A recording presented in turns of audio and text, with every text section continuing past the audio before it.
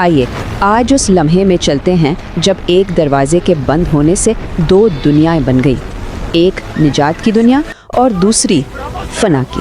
ذرا تصور کریں، آسمان غصے سے گرج رہا ہے، بادلوں کی گونج ایسی ہے جیسے زمین ابھی پھٹ جائے گی۔ یہ کوئی عام طوفان نہیں تھا، یہ تو ایک الہی فیصلے کا اعلان تھا۔ اور پھر وہ بارش شروع ہوئی، ایسی بارش جو رکنے کا نام ہی نہیں لے رہی تھی۔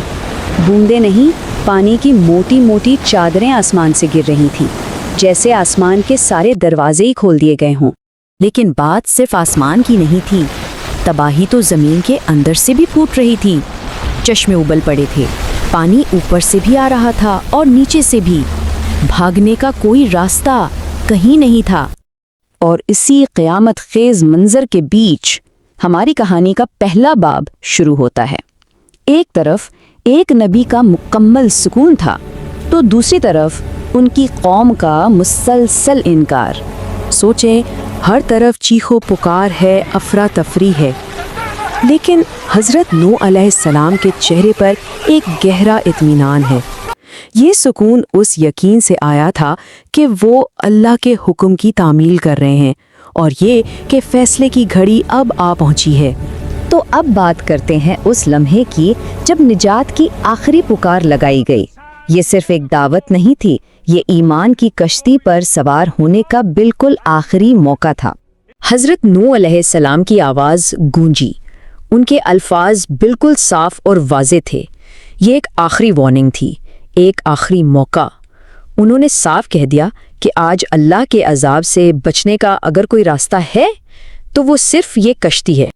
اور یہ منظر کیسا رہا ہوگا کہ ایمان والے ایک لمحہ بھی نہیں رکے، فوراً آگے بڑھے، اور صرف انسان نہیں، جانور جوڑا جوڑا کشتی کی طرف چل پڑے۔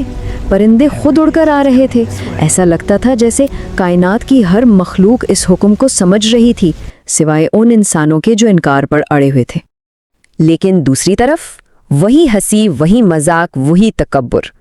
وہ لوگ جو کل تک مذاق اڑا رہے تھے وہ آج بھی اپنی ضد پر قائم تھے۔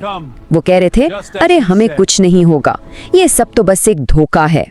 اور اب کہانی ایک ایسے موڑ پر آ گئی جہاں سے واپسی کے تمام راستے بند ہو گئے۔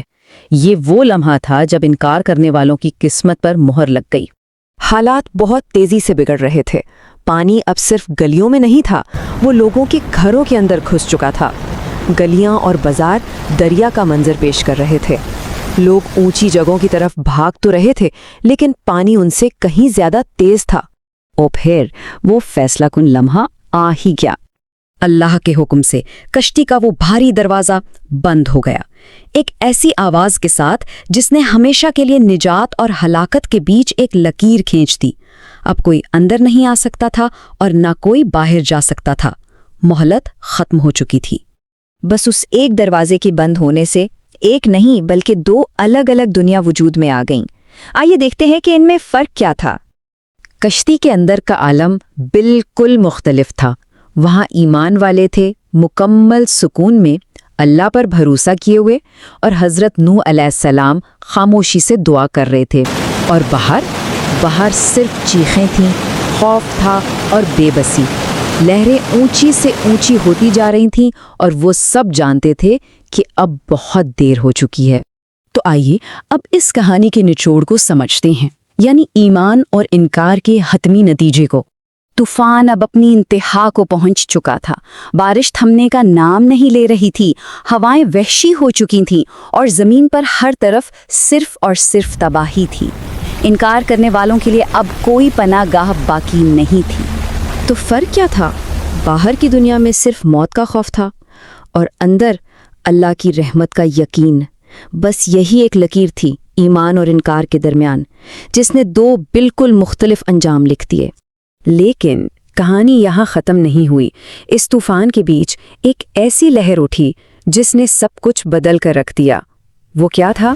یہ ایک ایسا سوال ہے جو ہمیں یہ سوچنے پر مجبور کرتا ہے کہ قدرت کی طاقت کے آگے انسان کتنا بے بس ہے۔